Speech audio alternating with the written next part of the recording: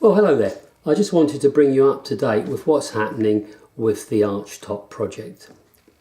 If you watched the first video, you'd have seen all the bits and pieces of Brazilian rosewood, and you'll know that it's my aim to try to use that Brazilian rosewood to make something beautiful.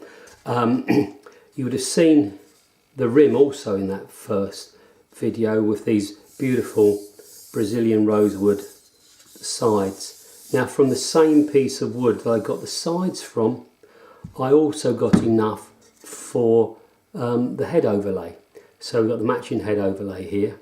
You can also see that I've done my N logo here, and that's from black mother of pearl. I kind of quite like that. It's very subtle, and in certain lights it completely disappears and blends in with the rosewood. So if I just turn the neck over for you, you can see this central core of the neck. I'm using another piece of Brazilian rosewood there. It's quite a wide stripe. It's about a third of the width of the neck. The rest of the neck is some very nice figured maple, and that's from the same board as the back. Hang on a minute, I hear you say. You got Brazilian rosewood sides and a maple back. Well, yeah, no, you're absolutely right. I have got that. And here is the back.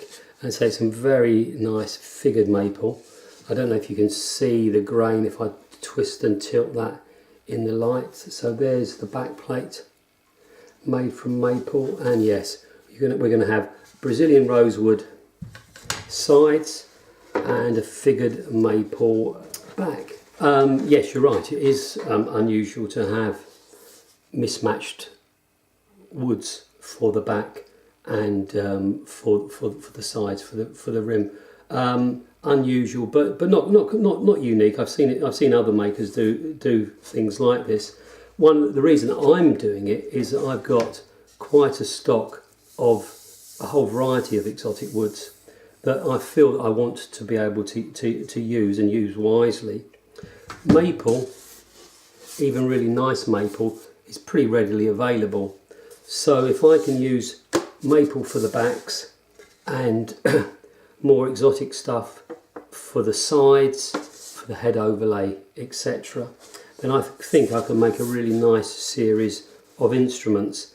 And I've got no doubt that sonically, tonally, etc., it will work.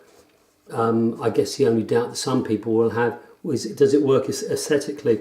And you know, I think it does. I think it's going to be a beautiful instrument. So also from one of those billets of the Brazilian rosewood, I cut this fingerboard blank, and you can see that it's got a really beautiful grain to it. I've already put the position markers in down the side there, so that will be glued to the neck much later on. I was also able, out of the same piece of wood, to get the tailpiece. So the tailpiece matches exactly the fretboard. You can see that the colours are a little bit darker, maybe a little bit richer. That's because this has been sanded with a finer grade of paper, and it's also had a couple of coats of lemon oil on it to protect it. Also, from the same piece of wood, I've cut this thin plate, and that's going to be used for the pickguard finger rest. So again, everything in that one area, the fretboard, the tailpiece, the finger rest, that will all match. And of course, last but not least is the top plate, and this is some really lovely tight grained Sitka spruce. So you can see that I've cut out the asymmetrical sound holes. They've all been bound in black veneer to protect the edge of the sound hole. I've got the tone bars in, and that is really ready to glue onto the rim, which I'll be doing in a moment. So that's going to go onto there, and then tomorrow the back will go on, so the whole of the body will be then complete. So thanks for taking the time to watch this video. That's the story so far. So as they say, watch this space and you'll see how the mandolin develops. So take care. Cheers.